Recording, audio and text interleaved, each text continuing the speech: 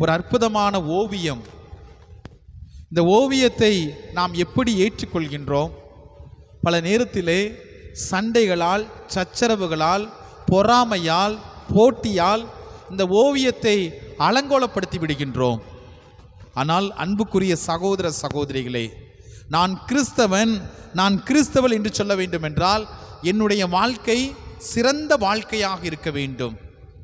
பிறரை ஏற்றுக்கொள்ள வேண்டும், பிறரை மன்னிக்க வேண்டும், பிறரை அன்பு செய்ய வேண்டும், பிறரோடு பயணம் செய்வதற்கு ஏற்றவாறு என் உள்ளத்தை மாற்றிக்கொள்ள வேண்டும், நெறி சிறந்திருக்க வேண்டும்.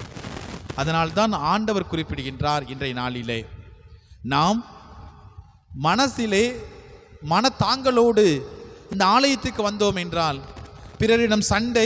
பிறரிடம் சண்டை சச்சரவு என்று சொல்லி அதே எண்ணத்தோடு இந்த ஆலயத்திற்கு வருகின்ற பொழுது கடவுள் சொல்கிறார், போய் முதலில் நல் உறவை ஏற்படுத்திக்கொள் என்று குறிப்பிடுகின்றார்.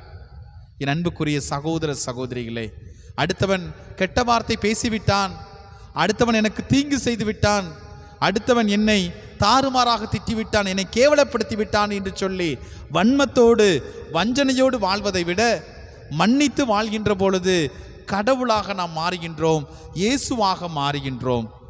ஏனெனில் நமது நெறி சிறந்த நெறியாக, எடுத்துக்காட்டான வாழ்க்கையாக மாறிவிடுகின்றது.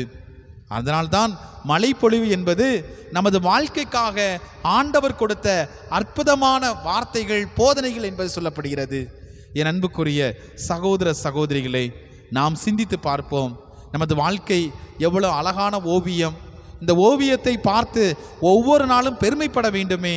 ஆனால் இந்த ஓவியத்தில் எத்தனை கிறுக்கல்கள், எத்தனை அடித்தல், எத்தனை கிழித்தல் என்று சொல்லி பலவிதமான காரியங்கள் இருக்கின்றன.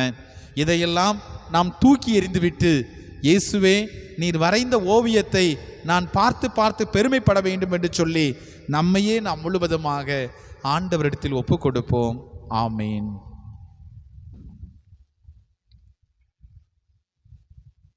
பலிபீடத்தில் வைத்தேன்